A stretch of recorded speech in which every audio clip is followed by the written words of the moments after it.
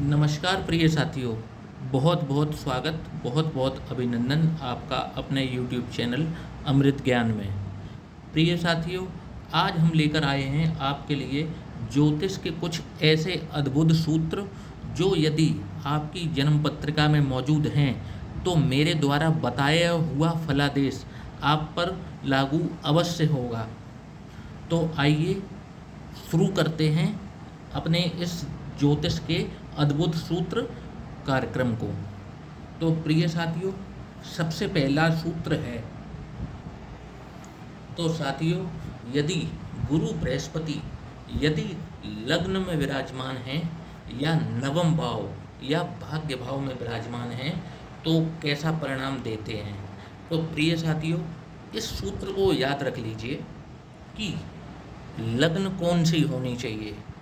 तो यदि किसी भी जातक की मेष लग्न हो जो कि 1 नंबर से शुरू होती है, इसके बाद में कर्क लग्न हो जो 4 नंबर से शुरू होती है, सिंह लग्न हो 5 नंबर से शुरू होती है, इसके बाद में वृश्चिक लग्न हो जो 8 नंबर की लग्न है, या धनु लग्न हो या मीन लग्न हो। मैं एक बार रिपीट कर देता हूँ कि या तो यहाँ पर 1 नंबर लिखा हो, या तो यहाँ पर 1 नंबर लिखा हो, तो हो गई मेष लग्न।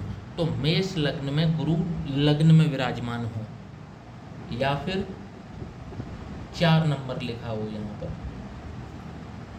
या फिर 5 नंबर लिखा हो यहाँ पर, या 8 नंबर लिखा हो, 8 के बाद में 9 लिखा हो, या फिर 12 नंबर लिखा हो। तो बताई हुई इन लग्नों में यदि गुरु लग्न में विराजमान है या नवम भाव में विराजमान है, जैसे अगर मेष लग्न बनती है तो गुरु लग्न में विराजमान होंगे तो मेष राशि में होंगे, और नवम भाव में होंगे तो अपनी धनु राशि में होंगे। तो अब इसके सूत्र का फल जान लीजिए कि यदि किसी जातक की जन्मपत्री में गुरु लग्न में है या भाग्य भाव में है तो ऐसे जातक के यदि जन्मपत्री में कितने भी दुर्योग क्यों ना हो और ग्रह चाहे ऐसे जातक के खिलाफ ही फल क्यों ना दे रहे हों, परंतु यदि लग्न में बृहस्पति विराजमान है किसी भी जातक के तो ऐसा जातक का विवाह अवश्य होता है और विवाह होगा।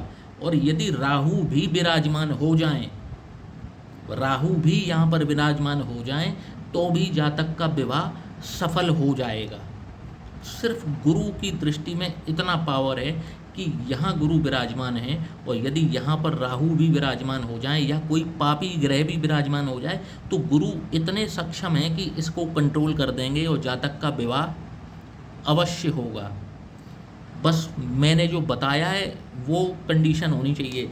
लग्न कौन सी होनी चाहिए? मेष लग्न हो, कर्क लग्न हो, सिंह लग्न हो, वृश्चिक लग्न हो, धनु लग्न हो और मीन लग्न हो। ऐसे जातक के संतान भी अवश्य होती है और ऐसे जातक को पुत्र सुख अवश्य मिलता है। यदि लग्नगत बृहस्पति विराजमान हैं तो ऐसे जातक को पुत्र सुख अवश्य देते हैं, और संतान सुख से वंचित जातक कभी भी नहीं रहता। संतान सुख ऐसे जातक को अवश्य मिलता है, और ऐसे जातक की धर्म कर्म में भी रुचि होती है, और ऐसे जातक का भाग्य पूरा साथ जीवन भर देता रहता है ऐसे जातक का।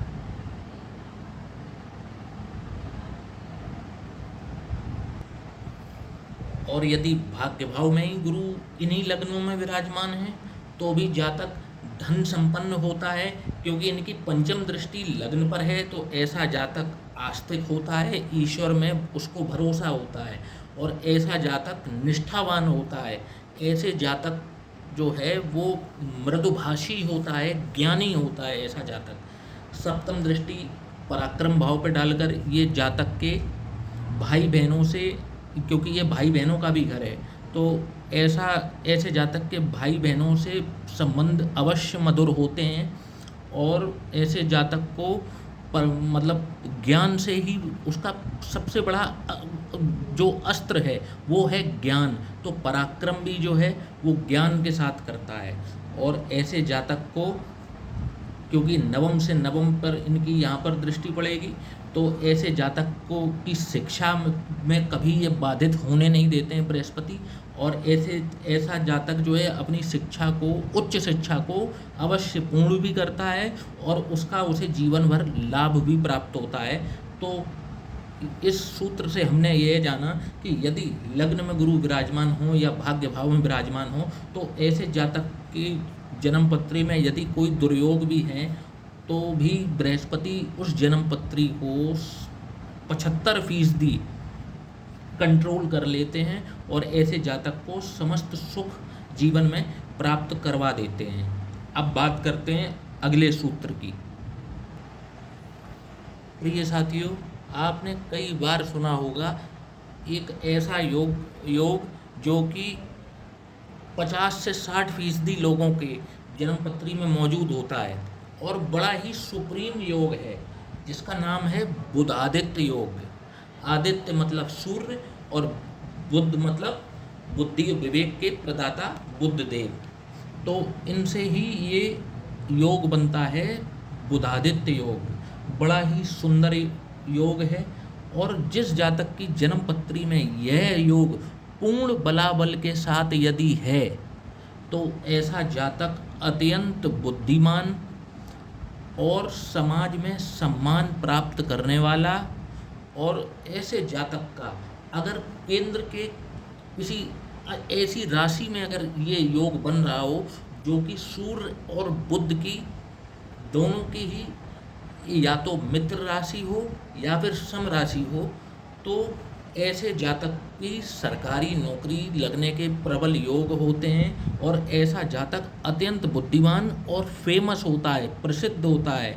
और ऐसे जातक को समाज में बड़े बड़े जो समाज के सम्मानित लोग हैं, ऐसे लोगों से ऐसे जातक को सम्मान अवश्य प्राप्त होता है, सरकार से सम्मान प्राप्त होता है। अब लेकिन बहुत से ऐसे लोग हमसे, ऐसे दर्शक ये कहेंगे कि मेरी भी कुंडली में बुधादित्य योग है परंतु मुझे ऐसा कुछ देखने को नहीं मिला जीवन में।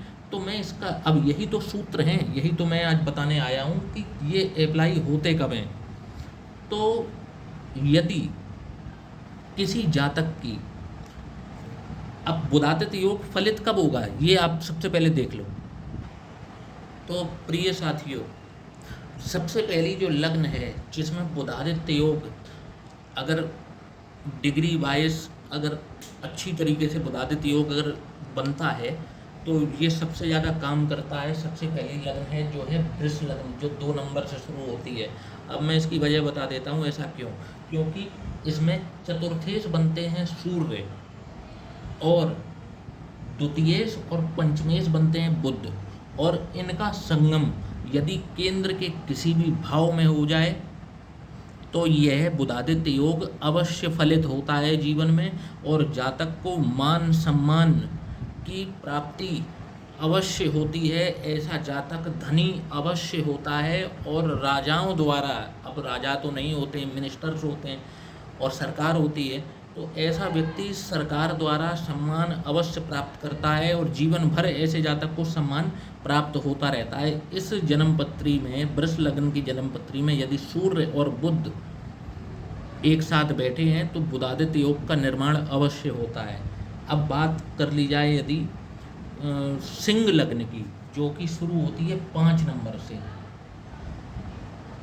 सिंह लग्न में यह योग अवश्य फलित होता है। यदि सूर्य और बुध साथ में हो तो यह योग अवश्य फलित होता है, क्योंकि सूर्य यहाँ लग्नेश हैं और बुध यहाँ आयेश हैं और धनेश हैं। तो सूर्य और बुध का संगम यहाँ पर बहुत अच्छा माना गया है और बुधादित्य योग अवश्य फलित होता है। अब यदि बात कर ली जाए धनु लग्न की, यदि किसी जातक की धनु लग्न हो,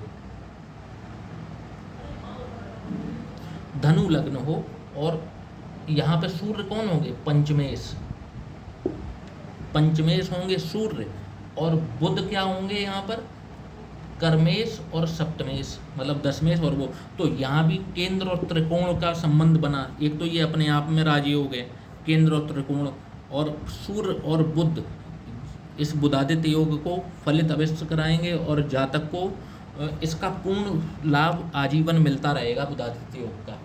अब बात कर लेते हैं मीन लग्न की। यदि मीन लग्न में ये सूर्य बुध का संगम हो, किसी भी भाव में हो जाए, केंद्र में हो जाए तो ज़्यादा बढ़िया है, बस 6, 8, 12 में नहीं होना चाहिए। तो मीन लग्न में ये बुधादित्य योग अवश्य फलित होता है और इसका संपूर्ण फल अवश्य प्राप्त होता है। अब आते हैं प्रिय मित्रों अपने तीसरे सूत्र पर। तो प्रिय मित्रों तीसरा सूत्र है, पहले लग्न नोट कर लीजिए कि किसी भी जातक की मेष लग्न हो, इसके बाद में कर्क लग्न हो, इसके बाद में सिंह लग्न हो, वृश्चिक लग्न हो, धनु लग्न हो या फिर मीन लग्न हो। कौन कौन सी? मेष लग्न हो, कर्क लग्न हो, सिंह लग्न हो, वृश्चिक लग्न हो, वृश्चिक के बाद में धनु लग्न हो और मीन लग्न हो, और मंगल यहाँ विराजमान हो जाए। यदि ऐसा होता है तो जातक, अब आप नोट कर लीजिए, जातक अगर मंगल यहाँ विराजमान है तो जातक आप देखेंगे कि जैसे ही उसने अपनी किशोरावस्था में एंट्री ली है, ऐसा जातक पहली बात तो अपने एकेडमिक्स में जब स्कूल में होगा तो वो स्पोर्ट्समैन होगा, स्पोर्ट्स में उसकी बड़ी दिलचस्पी भी होगी, बड़ा फुर्तीला होगा ऐसा जातक जिसके दशम में मंगल है। और जो मैंने लग्न बताई है, मेष लग्न, कर्क लग्न, सिंह लग्न, वृश्चिक लग्न, धनु लग्न और मीन लग्न, 1 नंबर से शुरू हो रही हो, 4 नंबर से, 5 नंबर से ये भाव शुरू हो रहा हो, 8 नंबर से शुरू हो रहा हो, 9 नंबर से शुरू हो रहा हो, 12 नंबर शुरू हो रहा हो, और यहाँ पर मंगल विराजमान हो, तो ऐसा जातक पहले तो अपने एकेडमिक्स में स्पोर्ट्स पर्सन होता है, बहुत फुर्तीला होता है। उसके बाद में जैसे ही उसकी 18 वर्ष की आयु कंप्लीट होती है, ऐसे जातक को सेना, पुलिस, ऐसी नौकरियों में दिलचस्पी आना शुरू हो जाती है, क्योंकि यहाँ दशम भाव में मंगल बैठकर उस जातक को प्रेरित करते हैं ऐसे किसी फोर्स को ज्वाइन करने के लिए।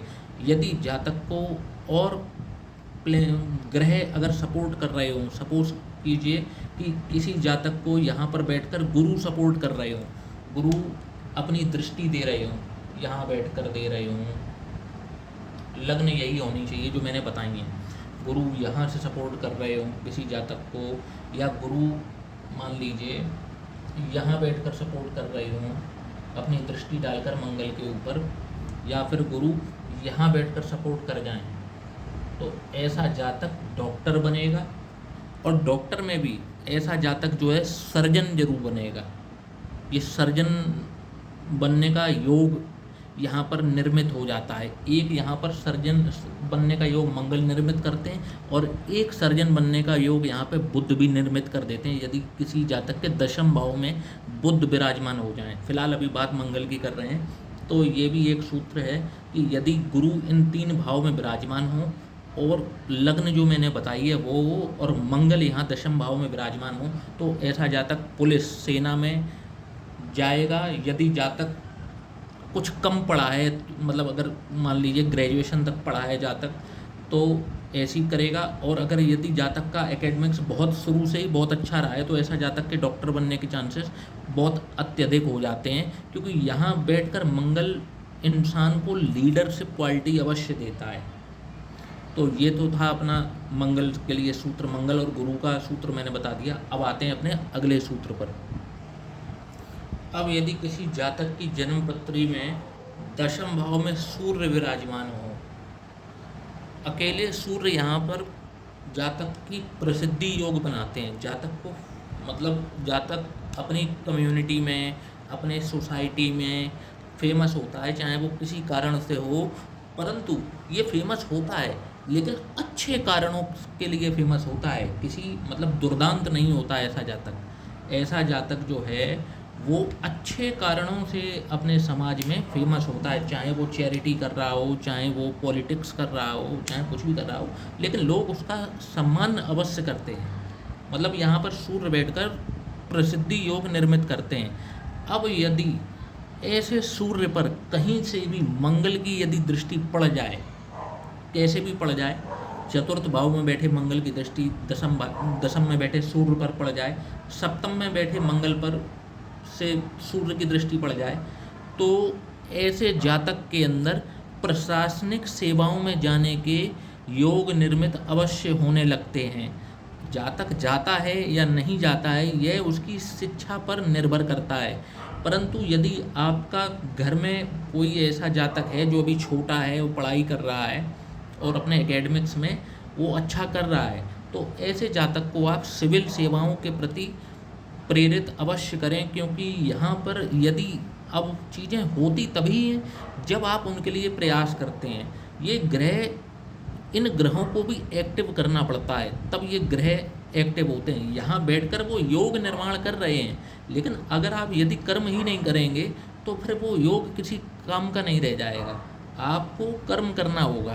कर्म यदि करेंगे तो यहाँ पर ग्रहों का पूर्ण बलाबल के साथ आपको सपोर्ट मिलेगा। अब आप प्रश्न ये भी कर सकते हैं कि यदि सब मेहनत से ही है तो फिर ग्रहों की ज़रूरत क्या है? तो ग्रहों को सपोर्ट यही है कि आपका दुर्भाग्य नहीं, आपका भाग्य साथ देना शुरू कर जाएगा। आप पता चले कि आप ऐसी, आपको ग्रह सपोर्ट ना कर रहे हों, आप मेहनत खूब करते रहें, आप 1-2 नंबर से रह जाएंगे, तब आप क्या करेंगे? तो ग्रहों का सपोर्ट तो बहुत ज़रूरी है, लेकिन यहाँ पर ये परम योग बनता है यदि सूर्य दशम में हो और मंगल सूर्य को देख लें, और लग्न जो है वो सूर्य और मंगल दोनों के लिए अच्छी लग्न हो। जैसे इनकी मित्र लग्न होनी चाहिए, जैसे मेष लग्न हो जाए, मेष लग्न हो जाए, मेष लग्न के बाद में कर्क लग्न हो जाए, कर्क के बाद में सिंह लग्न हो, सिंह लग्न के बाद में धनु लग्न हो, मीन लग्न हो, वृश्चिक लग्न हो। मतलब कहने का मतलब ये है कि ये 6 लग्न हों तो ये योग काम का है। अब पता चले वृष लग्न हो, वृष लग्न में मंगल मार्केश हैं, ऐसे वृष लग्न 2 नंबर से शुरू हो रही हो और उसमें ये सूर्य मंगल अगर हो जाते हैं तो ये किसी काम का नहीं, क्योंकि मंगल यहाँ पर परम मार्केश हैं, वो सूर्य के प्रभाव को घटा और देंगे बढ़ाने की जगह। तो यहाँ मंगल मार्केश है, ठीक है। तो कहने का मतलब है कि लग्न भी इनकी उस हिसाब से होनी चाहिए कि मेष लग्न हो, कर्क हो, सिंह लग्न हो, वृश्चिक लग्न हो, धनु लग्न हो और मीन लग्न हो, तब ये योग बहुत काम करता है। और देखिए कि ये चीज़ भी है, उसके बाद में ये प्रशासनिक सेवाओं का एक योग ये भी है कि यहाँ पर बैठकर, जैसे गुरु यहाँ बैठते हैं, गुरु की दृष्टि पड़ जाए सूर्य के ऊपर, कहीं से भी पड़े, यहाँ से पड़ जाए, बस लग्न फेवरेबल होनी चाहिए, गुरु की यहाँ से बैठकर सूर्य पर दृष्टि पड़ जाए, तो ऐसे जातक को भी सिविल सेवाओं में जाने का मौका अवश्य मिल जाता है, क्योंकि गुरु यहाँ ज्ञान है और सूर्य यहाँ प्रसिद्धि है। और इन सेवाओं में होता क्या है, जातक प्रसिद्ध होता है, ज्ञानी होता है, तभी तो IAS PCS बन पाता है। तो एक ये योग हो गया। कई जातक पूछते हैं कि क्या मेरी जन्मपत्री में IAS PCS बनने का कोई योग है? तो देख लीजिए प्रिय साथियों, यदि ये योग मौजूद है तो आप IAS PCS ऑफिसर जरूर बनेंगे।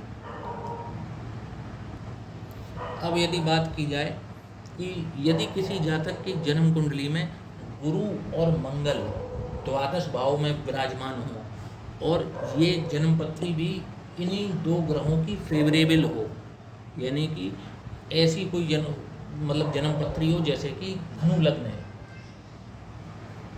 ठीक है, धनु लग्न है तो मंगल इसी भाव के स्वामी भी हो गए, ठीक है। धनु लग्न हो जाए या फिर सिंह लग्न हो जाए, ठीक है, सिंह लग्न के बाद में मेष लग्न हो जाए, ठीक, मेष के बाद में वृश्चिक लग्न हो जाए। यदि इन लग्नों में से कोई है और गुरु और मंगल द्वादश भाव में बैठे हैं तो ये भी एक डॉक्टर बनने का योग किसी भी जातक की जन्मपत्री में अवश्य होता है, क्योंकि यहाँ ये द्वादश भाव में बैठकर, ये अस्पताल का भाव भी होता है, मोक्ष का भाव भी होता है, जेल पागल खाने का भी भाव होता है, लेकिन ये अस्पताल का भी भाव होता है। और ये कौन सा भाव होता है? रोग रिपु ऋण।